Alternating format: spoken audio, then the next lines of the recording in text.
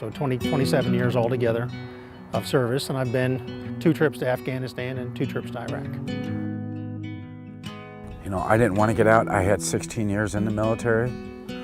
To start with, it was PTSD. Some of the soldiers deal with post-traumatic stress disorder and TBI. I was one of those cases. So I was very likely to be number 23 instead of 22. So the beginning it was really rocky, but now I'm a lot better. Save Farm is a response to several national needs. Although the genesis of the Save Farm is my daughter, a clinical psychologist.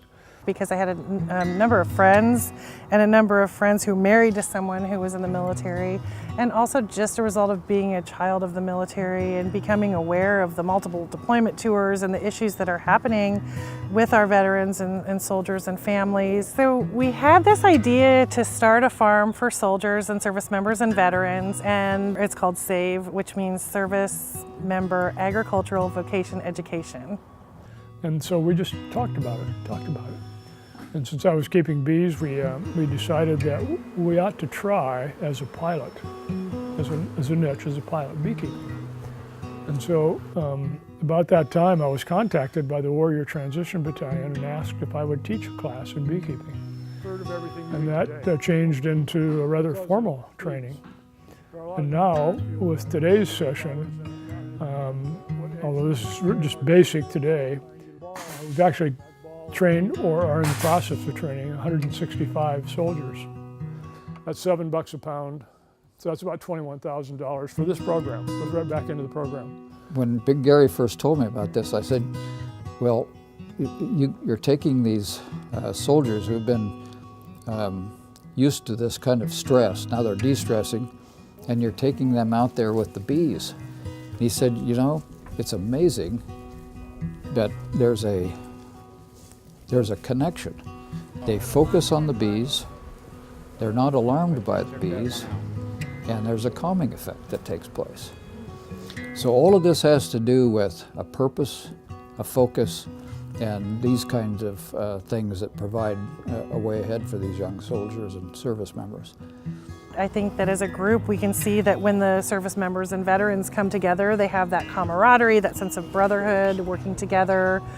We can actually parallel a lot of that with how the bees work together and how there's a lot of interaction, and everybody has their own job and they're doing something, and you're working together cohesively as a unit, so to say, just as you did as a soldier or as you will in life. So next week we need to come back and add another honey super under that. And then I'll start making honey in that one. We had the beekeeping program going along pretty well. And so we can train everything from basic beekeeping to light commercial operations. The company that we bought bee supplies from in Nebraska was one of those aging companies, and they were looking for someone to sell.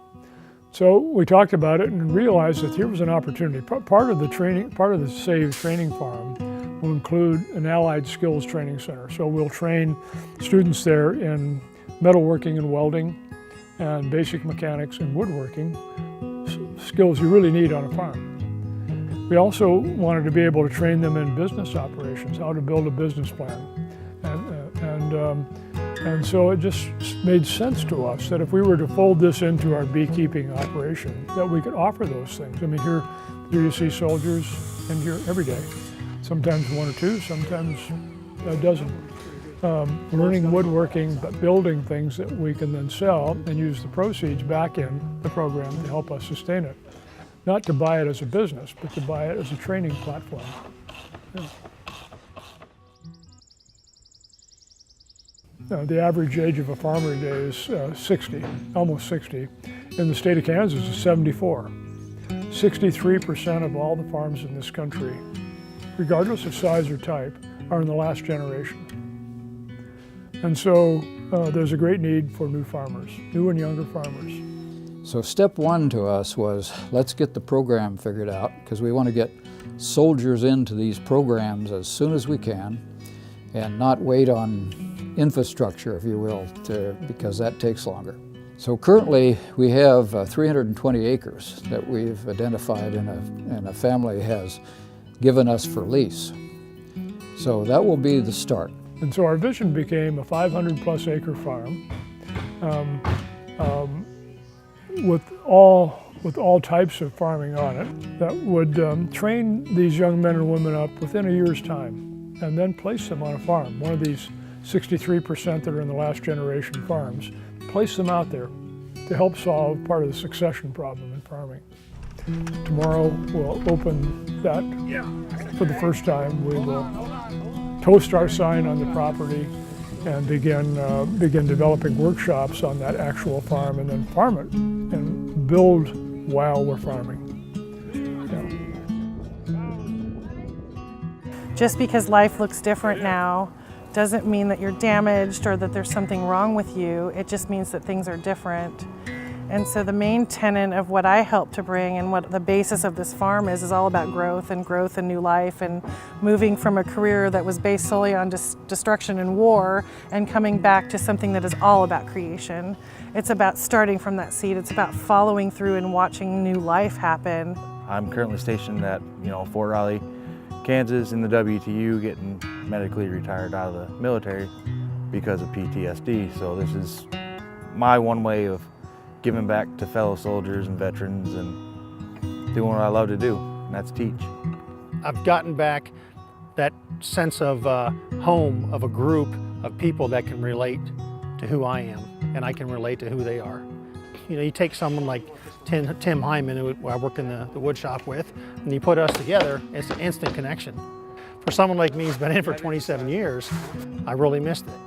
But now I feel like I'm back home, around the people I should be around. It's rewarding for me because it's occupying, it's a diversionary tactic. It helps me actually forget the trouble that I've had or experienced. I'm a living proof that this program works, So that's one of the biggest things that I want to be able to express to fellow veterans and take it to the next level. Whenever you're in combat, it's a tough thing. And so I know what these men and women go through, what they're facing. These problems that they come back with aren't merely physical or mental. They're soul-deep problems. And so we have an obligation as a country, I think, and I've sort of obviously made it my own personal obligation to help them to get into farming, particularly with such great needs out there. It's a wonderful opportunity to address these needs. Why not? It's the right thing to do.